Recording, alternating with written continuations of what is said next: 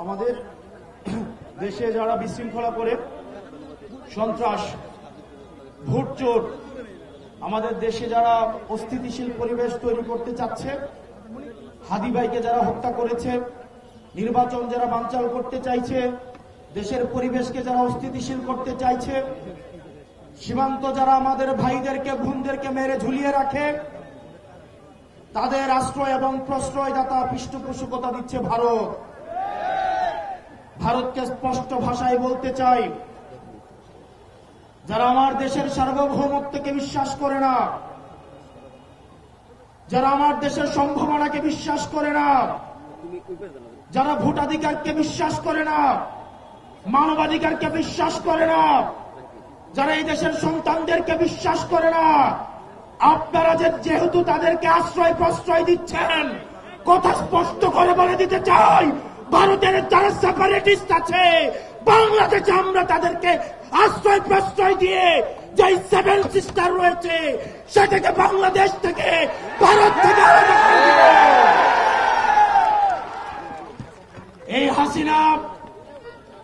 হাসিনার পৃষ্ঠপোষক স্পষ্ট ভাষায় দিনের আলোর মতো স্পষ্ট স্বচ্ছ, তাদেরকে ভারত অর্থ দিয়ে, তাদেরকে অস্ত্র দিয়ে, ট্রেনিং দিয়ে বাংলাদেশের বিরুদ্ধে তাদেরকে দাঁড় করিয়ে দিচ্ছে।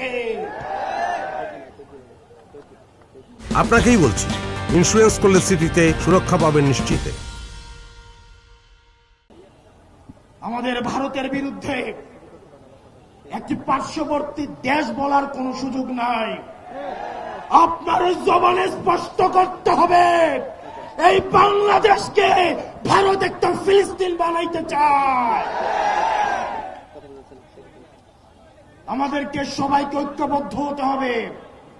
ক্ষমতার জন্য, গদির জন্য, মন্ত্রণালয়ের জন্য যারা দিল্লিকে কিবলা দিচ্ছে, এই বাংলাদেশের স্বাধীনতা তারা তৃতীয়বারের মতো বিক্রি করে দেওয়ার প্রস্তুতি নিচ্ছে।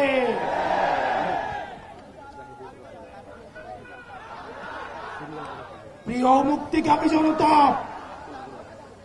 আপনার আমার মৃত্যু এই নির্বাচন কমিশনের কাছে কেবলমাত্র একটি সংখ্যা। অথর্ব নির্বাচন কমিশন বলে হাদির মৃত্যু নাকি একটি বিচ্ছিন্ন ঘটনা। এই স্পাইনলেস মেরুদণ্ডবিহীন ইলেকশন কমিশনার, আমরা এমন একটি বিচ্ছিন্ন ঘটনা তোমার সাথে যেন ঘটে সেটির অপেক্ষায় থাকলাম। ইলেকশন কমিশনার কাদের প্রেসক্রিপশনে নিয়োজিত, কারা তাকে নিয়োগ করেছে?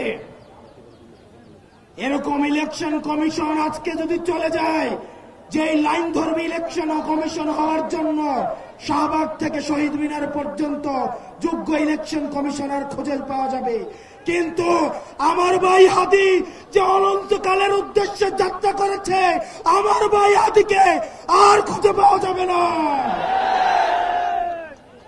প্রিয় মুক্তিকামী সংগ্রামী জনতা, আপনারা জানেন আমাদের দেশে এক শ্রেণীর আওয়ামী লীগ রয়েছে, তারা শিক্ষক পরিচয়ে বিশ্ববিদ্যালয়গুলোতে কার্যক্রম পরিচালনা করে, যারা টকশোজীবী নামে হচ্ছে টেলিভিশনগুলোতে হত্যার বৈধতা উৎপাদন করে, যারা নাট্যকর্মী পরিচয়ে, যারা নাটক সিনেমাতে আমাদের মতো সংগ্রামী মানুষের মৃত্যুর বৈধতা উৎপাদন করে, এই বিশ্ববিদ্যালয়ে নীল দলের যে 5-8টা শিক্ষকরা রয়েছে তাদেরকে ধরে ধরে এই বিশ্ববিদ্যালয় থেকে বের করে দিতে হবে। এই নাটক সিনেমা থেকে আওয়ামী মুজিবের 5-8টা এসব শিল্পী কর্মীদেরকে দেশ থেকে বের করে দিয়ে ভারতে পাঠিয়ে দিতে হবে। টকশোজীবীদের উদ্দেশ্যে এই ভারতীয় আধিপত্যের বৈধতা উৎপাদন যারা করছে, যেসব টকশোজীবীরা, আপনাদের তাদের এই ফেসিস্টদের মানবাধিকারে আপনারা যারা বিশ্বাস করেন, তারা মজলুমের মানবাধিকারে বিশ্বাস করে না। আর দিন শেষে আজকে এই বেদিতে আপনারা যারা বসেছেন আর যারা আসেন নাই, আপনাদের দুইজনকেই বলি, ক্ষমতার লোভে অন্ধ হইেন না। আজকে যদি আমার বুকে গুলি লাগে, আমি জানি এই ধরনের একটা প্রোগ্রাম হবে, এসে বক্তৃতা দিবেন, তারপর চলে গিয়ে আবার হচ্ছে সিট নিয়ে নেগোসিয়েশন করবেন। অনেক দল রয়েছে, যেহেতু আরপিও সংশোধন হয়েছে, এখন অন্য দলের মার্কায় নির্বাচন করতে পারবে না বলে নিজের দলের মার্কা বিলীন করে দেওয়ার জন্য তারা রেডি হয়ে আছে। এগুলো দিয়ে জাতীয় ঐক্য হয় না। এসব জাতীয় ঐক্য এগুলো মেকি। আমাদের হাদি ভাইয়ের রক্ত এই জাতীয় ঐক্যের আঠা হয়ে আসুক, সেটা আমরা চাইনি। আপনারা যদি দেশের প্রশ্নে, সার্বভৌমত্বের প্রশ্নে, বাংলাদেশের প্রশ্নে দলীয় স্বার্থের ঊর্ধ্বে উঠে আমরা 1 আগস্ট, আমরা 3 আগস্ট 2024 সালে এই শহীদ মিনারের বেদিতে দাঁড়িয়ে যেভাবে আমরা ফ্যাসিবাদের বিলোপ এবং নতুন রাষ্ট্র ব্যবস্থা বিনির্মাণের যে এক দফা দাবি দিয়েছিলাম, আমাদের সেদিনের মতো আবার ঐক্যবদ্ধ হতে হবে।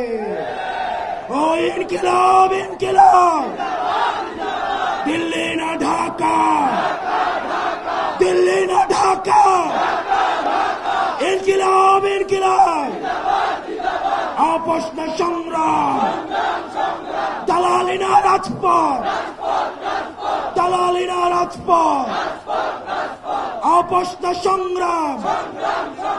আমরা সবাই হাদি হব, যুগে যুগে লড়ে যাব, আমরা সবাই হাদি হব।